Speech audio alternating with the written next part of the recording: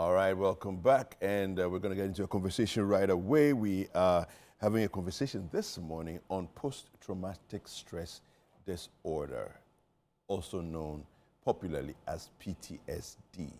I'm sure you've heard about it. For some of us, we're not quite sure what exactly that is and how it comes about, really. We have our guest on Zoom, and we're going to have a conversation with her. Dr. Annie Gaisie. She's a clinical hypnotherapist and addictive behavior specialist, and she's going to help us to break it all down and find out what is PTSD. Dr. Annie, good morning. Good morning, David. How are you? I'm fantastic. How are you? I'm all right. You look very sharp this morning, and good morning to Eno as well. Good morning, Dr. Annie. Yeah. Happy Sunday to you as well. We're well. Happy Sunday to you as well. We're Let me just put out there that if you have any questions for Dr. Annie as we have this conversation, the WhatsApp number is 0204-447-033. 0204-447-033. Alternatively, you can go onto our social media pages, hashtag Sunday Breakfast, and we will read your questions out to Dr. Annie. Yeah. Right. Okay, so Dr. Gaisie, let's get right into it. What exactly is PTSD? Great. You know what? For all the times I've been on TV and radio, this is the first time I've addressed this, and it's a big one. It's a big one, so it's good that we're talking about it. PTSD, as you rightly said, or post-traumatic stress disorder, is a mental health condition, and it can develop after a person has experienced or witnessed a traumatic event.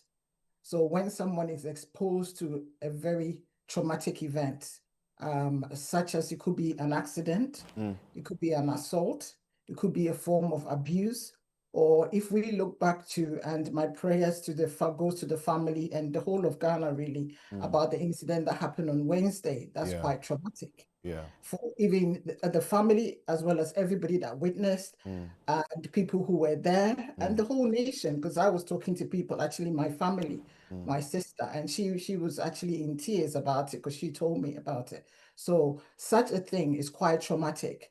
And for some people, that is going to stay with them for a long time, or it's going to also bring back memories for people. About people they've lost or incidents. I think most of the time when we talk about PTSD, people think to our veterans, our military guys who travel and they've experienced deaths on a daily basis. But people will be surprised to know that actually 1 in 3 people experience PTSD. Wow. So it's not as far away from us as we think. It's a daily thing. And also have the complex PTSD. So the one-off event where maybe there's an accident or there's a bereavement, and also the one that maybe somebody childhood was somehow neglected or abused or went through a series of traumatic events. Maybe even in our adulthood, like maybe not having jobs or something happened at work, or they got mugged or something like that, faced armed robbers or something, trafficking or whatever. So that becomes complex and that needs more. So basically in a nutshell, that's PTSD. Okay. Doc, I wanted to know what the difference between, like, is PTSD and, having a normal stress reaction after an event. Are there some similarities? That's a good question. It depends on what kind of stress, because we all experience stress. We have stresses everywhere. Moving home can cause you stress. Coming to work in your car with traffic can cause you stress. Everyday affairs, you come and maybe you've got lots of work to do, emails coming in left, right, telephone calls and that, or even maybe falling behind with your bills can cause you stress. But with PTSD, it's like the after, so it can happen just after the event. So let's say something has just happened this morning. You're driving to work, you witness an accident, and it traumatizes you. So it's just happened, and that can affect your day, it can affect your week. But what tends to happen is there's one that is prolonged. So that stress, a normal stress, you can manage it. But then if that stress is so traumatic that it's not addressed, nothing is being done about it, then it leads to maybe having nightmares, having flashbacks, having all sorts, like reliving that traumatic experience. But with stress or general stress, so can I just say that stress can lead to PTSD as well, depending on if it's quite traumatic. That's why we talk about the trauma involved in it. How did it affect you? Because what PTSD tends to do is it alters our brain functions. Okay. That is why it stays at some part of the brain, the back of the brain. So our memory is revisited all the time. Especially, let's say you go into an environment. Let's say if you somebody who's been abused, let's say sexually abused, what tends to happen is if you're watching a program or if you're attached, somebody touches you. That's why sometimes some marriage, I'm touching my wife, and every time I go near her, she's, she cringes. She's not happy. She's not enjoying. The question is, what really happened in their life, or what did they witness? I'm not saying everybody's like that. I'm just giving a scenario of, or somebody is giving themselves up for sexual whatever. What is actually going on? They feel that they don't deserve to be loved. They don't deserve to be cared about. Maybe something happened in their life, and that has caused that. Or an environment where there was an accident. For somebody, let's say what happened at the stadium. Anytime they drive past the stadium or there's an event going on in the stadium, even if it's on TV, they relive that. Oh my God, that this again. Yeah. So so that is actually the difference. But with everyday stress, it's like I'm moving home. Once I moved, I'll be comfortable. I have work. Once I deal with that, or I leave that job, or I'm able to talk to my manager or deal with the situation, that stressor would leave.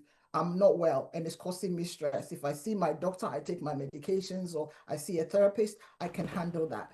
But it is something that is really caused a massive impact on you physically as well as mentally, and it's ongoing. Now, is there a general threshold of stress impact that will definitely cause it, or is it more dependent on the individual and who's exposed to the stress? David, that's correct. That's why in psychology we say individual differences. Okay. I mean, we have some that are quite traumatic that is generalized, like the example, I'm sorry if I'm bringing memories for people, that will happen last Wednesday. And then we do have individual and how they handle that. Let's say if a child has gone through maybe bullying in high school, a boarding school, Okay. another child will go through similar experience and they would function well. They will just carry. Or you can even have a family of maybe 3 siblings or 5 or 6. And maybe there was an abuse in the family, physical, verbal, sexual, whatever that is going on. You see that maybe 90% of those children will carry on and they are okay. But one person, he will be affected. That's why it's very important that we treat people as individuals instead of looking at, oh, because you are from this mother or that father or that environment, or because you're fancy or you're a guy, you're supposed to behave a certain way, or because you're tall or short or big, or, we have to treat people as individuals. So yes, we do have general situations like, something that is a national tragedy or bereavement that affects, let's say, children who have lost their parents and they don't know what to do, or you've lost your spouse and it's really broken. That is a trauma. But some people are also able to work through it and get through it easily, or they can work on themselves. But for some people, it's very difficult. And that is where people like myself, our work come into things like that, because you need an external specialist or support to be able to work through that. Doc, what are the core symptoms of PTSD that people should be aware of? Because I know most often people don't even know that they have PTSD. Definitely, exactly, because we don't talk about these things. And I think that, life is really moving on and Ghana is moved on, and it's good that we can come out and talk about, because it's just like, come on, get on with it. Or, you know what, you're being a baby or you're too weak. But the truth is that if something is actually, affecting your psyche, affecting your everyday life, because what it tends to do is it will just take over your whole life. And wherever you go, you'll be revisiting. Or some people can live with it till even later in their life. But one move of visiting or something happening, let's say somebody who had like physical violence when they were young or at some point in their life or in marriage, wherever they go, if they see somebody hitting someone, or these days you have social media and you come across a video or whatever. So any situation, whatever that you've been through or experienced or witnessed, that when you're faced with that or you're presented with that, it affects you. or a situation that when you go to bed, you've had not one, not two, not three, but dreams, reoccurring dreams about it, and it's giving you nightmares, night tremor. You have to ask yourself, what's going on here? And sometimes you wake up sweating, or you can't deal with, like, I don't like you talking about this subject because it affects me. And you can really truly see that when you're on your own, or let's say you're in a relationship. And like I said before, if somebody says something, or if somebody accidentally bangs a door, you jump. Or somebody says something, or your partner touches you, or try to be nice or mean to you, and then you start, you start rebelling or defending yourself. Then you have to know that something has happened, or something is happening to me, and I need help. And be brave and talk about it. It's we live in 2025. It's time for us to use our voice. Just like we say to children, use your words, communicate. Don't sit there and just think that there's a stigma attached to these things. So we're not going. So these are some of the signs. So you find yourself crying all the time. You find yourself, you can't cope with your work because that same whatever happened is still happening. You were in a road accident. It's been 5 years, 6 years, 10 years, or your mom died. And every time that you revisit or you're on your own, you're crying. You just cannot move on or get over it. Okay. That is PTSD. So get some support. Now, if someone goes through, let's say, bullying in school, and as they grow up, they become violently defensive of other people going through bullying. When they see it, they become violently defensive of such persons. How would you classify that? That's a classic example of PTSD because they didn't deal with it themselves, or at the time, maybe they didn't get the support to deal with the situation themselves. So that is a trigger. It's a trigger, and it happens a lot, especially in our Ghana high schools and that. So because they experience it themselves, and maybe they didn't even experience it in high school, but maybe at home or the environment where they were, the neighborhood, because they were different. But it's very, very common for somebody to come out so strong and say, I'm not having this. I'm not having you treating this person like that. And maybe it's not them as well. Sometimes it's even the home. They saw a parent, maybe a father, hit their mother all the time. So it's like, with that, they live with that. And that's why I said, we need support before it gets out of hand, because in the end, this person will end up being violent themselves. Let's not forget that some of these things as well is to do with what people see at home or their environment. So it becomes normal for them. They normalize it. So if you bully somebody else, I'm going to kick your head in, I'm going to hit you, I'm going to beat you up. Instead of saying, actually, this is wrong. This is not how to handle the situation. Or because in our high schools, I remember they say you have to toughen up. They do all sorts to you. Carry this, do this, thinking that they are making the person tough. But what they don't realize is actually they're causing trauma to that person. So they grow up and they think, I'm not going to allow this to happen anymore. I either go back to my high school and correct it, or anybody who does that. And they can even end up hitting their boss because I'm not allowing you to bully me or bully anybody else because this is wrong. Or the neighborhood. Yeah. Wow. Dr. Annie, you were talking about triggers, and I wanted you to explain what triggers are and how certain situations can, suddenly set off those triggers. Yeah. So triggers are anything that highlights the situation or creates our signs. Yeah, signs that something is wrong, something is going to happen. You need to do something about this situation. So for instance, PTSD. I'm crying so much. My mom died maybe 10 years ago, but every time her name is mentioned, I see her photo. I'm around family members. I see her siblings. I see anything, or I go to the family house. I struggle to cope. Then I know that I haven't dealt with the situation yet. So I have to do, because sometimes what we tend to do is we just soldier on. We just is like, okay, this has happened. That's it. Okay, it's time to move on. But what we don't realize is that there's a part of the brain that processes trauma, which is different from our everyday processing. So that is sitting there. So until that is addressed, that is the trigger. So anytime you go near, or maybe because maybe your boss or whoever is around you is always verbally abusive, And it gets to a point where you bail yourself out and maybe you get out of the relationship or the home or whatever. If you don't deal with it, what tends to happen is whenever you are in an environment where somebody starts shouting, you shut down.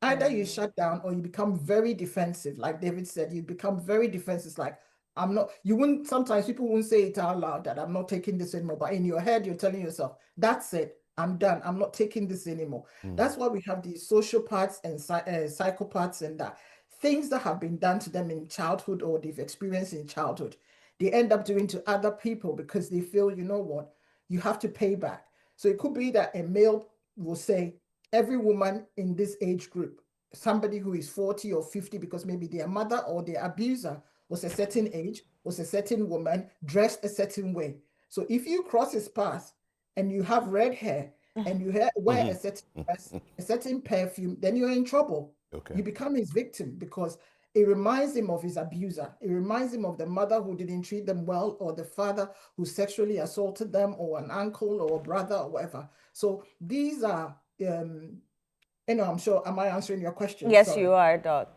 So these are the signs that you see or the patterns that we need to be aware of, that if we're not aware, the first thing about what you call it, behaviors or psychology is that the awareness is important, being aware. Because I think when we started, that was what we were talking about people even aware. Most people are not even aware that this is going on. And that is why they are behaving the way they are behaving, or this is what is happening to me, or this is what is causing problems in my marriage, in my home, in my career. It's like, why am I changing so many girlfriends? Why am I changing boyfriends? Why is my marriage not going well? Because something has happened and you haven't addressed that. Okay. And because of that, you keep changing from one person to the other because you haven't actually addressed you. So that rebound thing where people move from one relationship to the other is always good to give yourself time to heal, time to address what actually happened. Was it you? Was it the other person? Whatever it is, I need to develop me. Who am I as a person before you move on to the next one? Because if you don't address it, that pattern will follow. It's not going to go because it's still there. And the brain is still got it at the back there, sitting there waiting for you. So you need to heal to be able to move on. Okay. Now, there's a curious question I have that are there genetic dispositions where somebody is more likely to experience, given the same level of stress, one person is more likely to experience than others? Is that something that is even a possibility? There is that possibility. Obviously, you know that we are always having research going on, ongoing research, and there's that DNA possibility that this family, how they deal with stress, or I passed, because if you have children at home, you can look at them and you think, wow, the way you handle situations, or the way you're so sensitive, you're so much like me, or you're like your dad, or you're like your auntie or your uncle, how they handle situations. So definitely there's a biological reason around this where and also what we are exposed to in our environment. As we say, nature versus nurture. Nature is the biology you're talking about, the DNA. So is there a stress pattern where some people stress so much that they can't hold things together? And are there people who just, as people say, I don't care, I just take this in and take that in and I'm okay? And how our threshold of handling stress or holding on stress or dealing with, we are all different, but also you see patterns in families, patterns in children, patterns in parents, and patterns in environment. So there are people, and just like physical health, let's say if somebody has got high blood pressure or something, you dig back and you see, oh, maybe mom had it. Actually, my grandma had it, and this person had it. So you see the trend in the family. Same way with psychology. It's like, just go back and study. How did your parents or your grandparents or somebody used to handle these situations? If you live in that environment where the stresses are less, or you are aware, I'll keep using this awareness that where I am is stressful, my work is stressful, my home is stressful, my marriage is stressful, everything, even the country I live in, the stress level is too high. Then you know that you are predisposed to, that's the word, predisposed to. So you can have that DNA there. But if you're not if your environment is such that it's under so much control, so somebody can just say, okay, I live in a country now that is so stressful that maybe if I come to Ghana, that environment works for me. I'm with my own people. I don't face racism. I don't do this. I can do my work. I'm more valued. I'm this, or I've done enough in Ghana. I want to travel to a different place where it works for me better. So that means they've assessed their situation and realized that actually the warm weather works for me better, or this environment works for me, because that level of stress can trigger. So yes, there is a level of, definitely. Wow. Doc, what coping mechanisms are available to people who feel that, I'm probably going through PTSD? And when is it time to say, wait, I can't deal with it on my own. I need to go see a doctor or seek Dr. Annie's help? Straight away, I'll say at least call for advice. So if you are not sure, at least by calling for advice, somebody will be able to support you or give you basic advice. Sometimes people think, oh, coming to see somebody like me is like, oh, straight away, I have to start therapy. Not really, because you're not sure. You want to ascertain whether, am I sure that there's something going on? Is there something really going on here? So just talk to someone. That is number one. Also, like I mentioned, like, how do I cope with this? Relaxation is 100% something. Surround yourself with things that keeps you calm, because when you're calm, it helps you to manage the situation, and it helps, okay, so this is what is affecting me. So all these years or all these months, all these weeks is because of ABC, is because of that bereavement, or I'm working in an environment, maybe I like my job, but my boss is the most nasty person. Can I move to another department? Or maybe I get to work at 9, I do my work. After 5 o'clock, I don't have anything. I turn off my laptop, everything. I don't do anything with them. I look after me. At some point in our lives, being selfish is not wrong. And when I say selfish, it's like being self-centered, looking after you, placing you first, because nobody will look after you better than you look after yourself. And that's something that we struggle with. And I'm sorry to say, women and PTSD affect women more. So we look after everybody, but we don't look after ourselves. But it's very important to say to yourself that actually at this point, I am struggling. Hands up, I am struggling and I need to look after me. So some of the coping is talking to somebody, surrounding yourself with positive people who would encourage you. Positive people doesn't mean that, maybe rich people or whatever. No, just a few people who actually understand you. And sometimes, most of what we don't realize is when you go to somebody, it's not what you want to hear or what they have to tell you. All you want is somebody to listen to you. So please surround yourself with friends or family members who are good listeners. They give you that time and space to actually listen. So that is another way of coping. And also make sure that wherever you are, there are people, there are things. And I said, like, so because if you go to see somebody like myself, we have something that we call trauma cognitive behavior therapy. I'm sure lots of people have heard CBT is cognitive behavior therapy. But this will be focused on that trauma. So we look at how we can turn that, because that trauma that is affecting you is actually negative. So it's a negative force that is sitting there, traumatizing you or troubling you. So we focus on that and we work with that for maybe 12 sessions or whatever sessions. The focus is just that particular trauma and nothing else, unless that trauma is eating into other things. So we look at that, but we look at everything that the trauma has affected. Then we also have hypnotherapy, where you go into deep relaxation and trance, and maybe you don't remember the event very well. So that is also causing you problems and causing you that mess. So whilst you're in deep trance, we revisit when it happened. We go to that time when it happened. And after that, you realize that it gives you clearer understanding of, okay, this is actually what happened. So with that, we work with it. That, okay, so this is exactly what happened. We can work with it. So it's treatable. Then also, if the PTSD or that stressor has caused you depression, anxiety, then we have our medical doctors come in and prescribe the antidepressants and all that, just to help you cope. Because the medication, sometimes people are so traumatized that you can't do any talking therapy with them. You can't do much.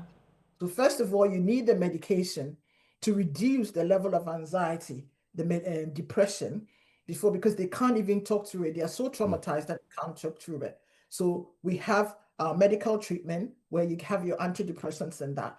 Then you have your psychologists or counselors and other therapists who can Sometimes I use creative arts as well. So people can draw through that. Tell me, instead of saying it, maybe using your words is difficult. Or I can present you with an object. So maybe a nice plant or a tree. And then just you go and then put whatever you're feeling at every point. And then we work through that. So it's a gradual process. Dr. Annie, there are a couple of questions from our viewers here for you. Let me start with this one. This is a very good discussion. We barely talk about this. My name is Judith from Teshi. My kid's sister, who's about 15 years old, seems very isolated lately. She's easily triggered whenever an uncle of ours visits. I have tried to find out what the issue is, but she has failed to say anything. Could this be PTSD or something else? It could be. Obviously, I haven't spoken to this person, but it could be. So first of all, make sure that you remove that uncle from this person, your cousin or your niece, remove from this young lady. And then also let them know that sometimes, it's important we don't say to people, tell me what's going on, tell me, because sometimes we want to force it out of people because we are frustrated. But what we do is let them know, assure them that I'm here for you anytime you want to talk. We can have a conversation. And maybe it's the environment.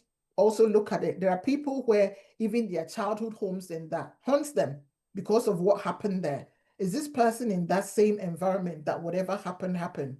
And then take them out of the environment and then have other conversations or conversations about other stories. And maybe that will help them to open up. So give them the space. It might not take a day. It might not take 2 days. Also look at it as, would you like to talk to somebody? First of all, build a trust, because the relationship, the rapport is very important. If I don't trust you, I'm not going to open up. And maybe they feel that you're a family member. How would you, react to what I'm about to tell you? That's what we don't realize, that you have to pick a trusted family member, somebody they can relate to. So if you want to be that person that create the environment, because maybe in their head thinking, if I discuss this, what if it's going to open a can of worms that's going to destroy the family? Am I the one who's going to destroy the family? Maybe the uncle is their favorite uncle, or the one who is, I don't know, we haven't expanded on this, but maybe they provide finances, they do lots for them, maybe even it's their home. So my thing is, first of all, build that relationship, that beautiful rapport where this young person can open up, take them out somewhere, go for a walk, or look for, and when you build that rapport, say, is it okay if I just recommend somebody? So let's say if you are in an organization or somewhere, let me just say if you're a Christian or whatever, and you trust the church you go to, let's say I'm a Methodist, you trust somebody there who you think that this person will feel comfortable talking to them, or you have a big sister or a brother or somebody, and maybe even they will struggle to talk to men if actually something did happen. So somebody that they can trust, that they can open up. So if building a relationship, it's key to what this person is going through. Then after that, so don't be direct, try. And if you can't and you feel that still is not working, introduce them to somebody else, a specialist who would at least have a consultation with them.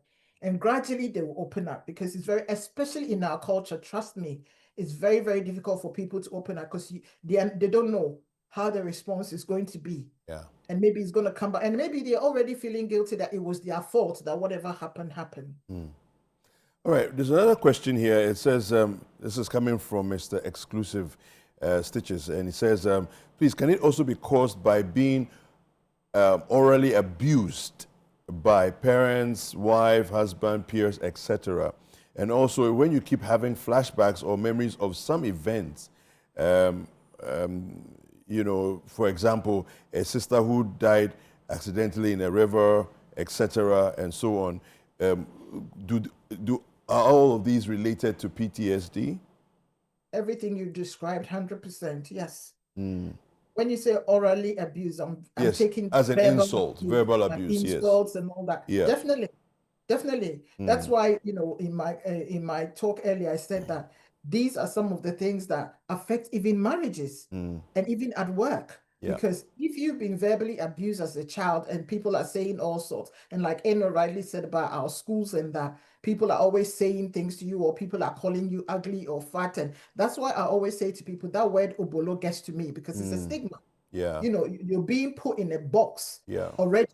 So if you go to another environment or you're in marriage, and maybe because in every relationship, there will be arguments, there will be discussions, there will be heated discussions and that. But because you've been through what you've been through, as soon as the person starts, you start, your claws in your head start coming out, and it's like, I can't take this. Don't even go there. I'm not taking it from you. I've built myself to this level. I'm not letting you bring me down. I'm not going to let you tear me apart. And sometimes these things, they won't say it out, but some people will actually verbalize it to you, that how dare you? And you think, all I'm saying is, it's like you're saying something that shouldn't actually make trigger. that level of anger, insult, and that. But it's not that one incident, something that they've been through. Maybe they've been married before, or they've been in another abusive relationship. So you are bearing the branch, not because of you, but because of, and the one about a bereavement, a sister falling in a river and all that's traumatizing. If you're not careful, you won't go near water anymore, any open water, because your brain can straight away go to what happened to your sister or your loved one. So these are things that I'll say to this caller or this that please ask for help, because I think that there are issues there that hasn't been addressed, that's been left for so long, and they are manifesting now, and you need to deal with them because you get stuck, and that affects every aspect of your life, including your relationships and your career, as well as your health. What we don't realize that some of these things lead to physical health as well. The more you're traumatized, the more your physical health goes down as well if you don't deal with it. Doc, there's another one here which says, kindly ask doctor what I can do to be whole when I feel burnt out. And this is Cynthia watching us from the UK. Oh, Cynthia, we have to join the club. Burning out is just like some of us, our middle name. But I think that, first of all, I commend you. You're aware that you're burning out, or you're about to burn out, or you're in a situation that you need help. So what you need to do is, what is causing the burnout? You have to look at that. What is actually causing the burnout? If it's work, if it's your family life, what I'll say is start keeping a journal. Start entering Monday to Friday, or it doesn't have to be a book. You get an A4 sheet and then scribble something on. Divide it, right? Monday to Sunday. What do I do on Monday, Tuesday, Wednesday, Thursday, Friday? What do I do in the morning, in the afternoon, in the evening? And how do I spend my quality time? Do I spend it all working? Do I spend it all, maybe you have younger families, so children running around. That's what we parents do when the kids are young, taking them to activities and all that all the time. When do I have a me time? And with all of that, you have to actually factor a time for rest. And if it's work, are you overworking? Is it overtime? And if it's a workload at work as well, find a way to discuss that. I know that some people will say it's easy for you to say, but if you don't discuss it, it won't get done. But first of all, put it down. You see, we're getting to Christmas, and very soon people are going to put down their New Year resolution. So my advice to you is, what are you going to do in the new year? So start scribbling down things that you want to change. Change is a big thing, but until we put things down, until we look at what is actually causing me this, what is causing the problem? Do I need to start looking for another job?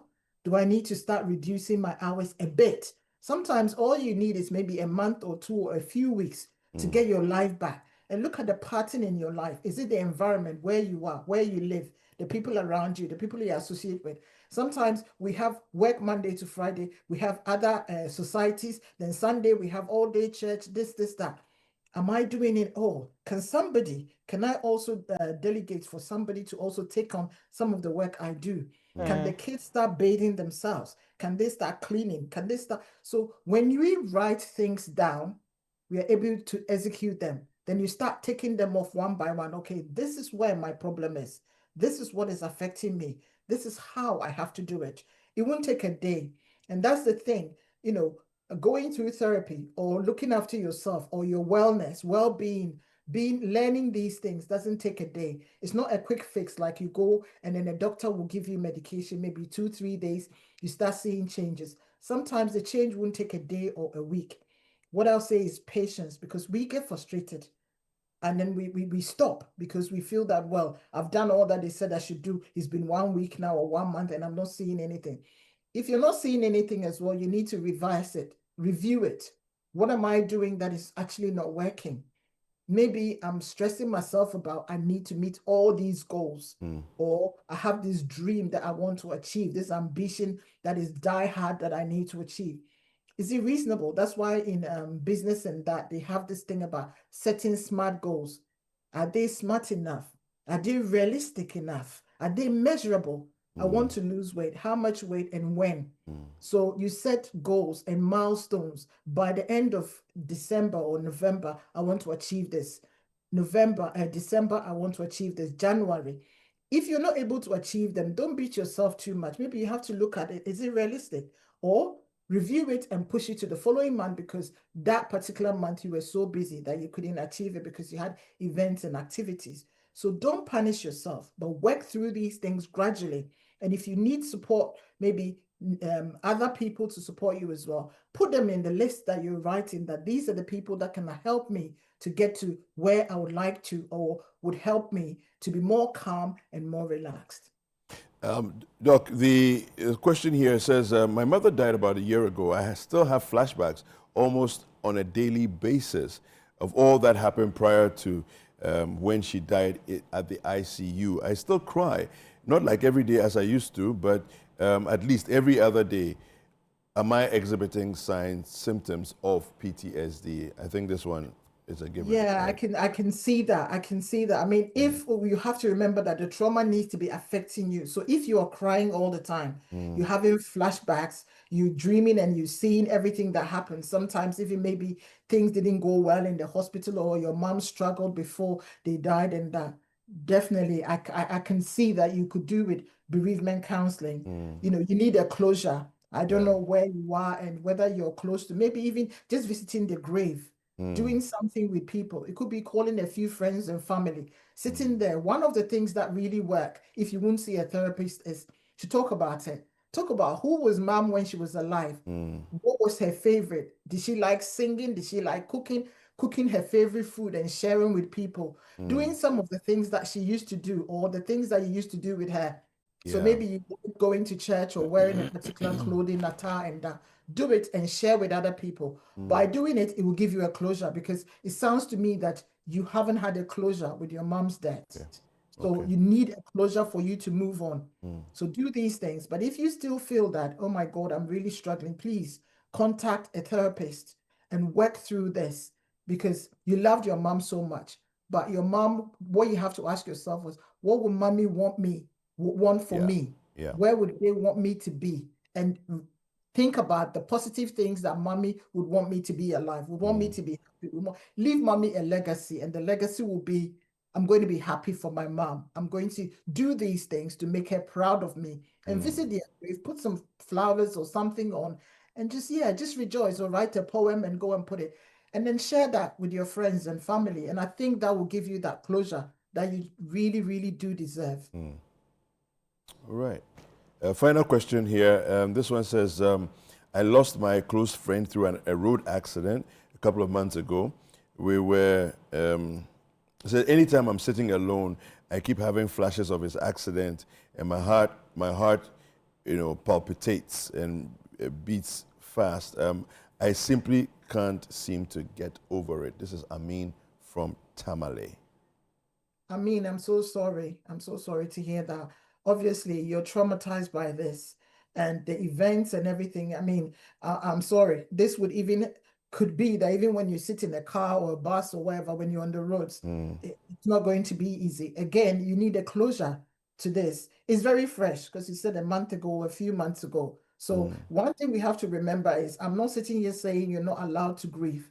You are allowed to grieve, because something traumatic has happened. Someone has died. You've lost a loved one. But it's like, how do I move on from here? So this person was your best friend.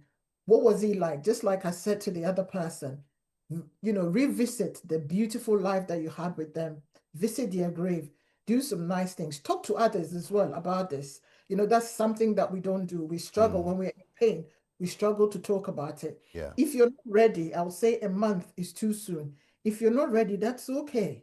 You can have some photos, maybe have photos on your video or their social media, look at it, or give yourself a break from all of this and revisit it. I think that is, you know, very important that you actually bring a closure to this. But a month is so fresh. If you talk about it, that's great. But if after 2 months or whatever, you're still having this, then you know that you need support to bring a closure.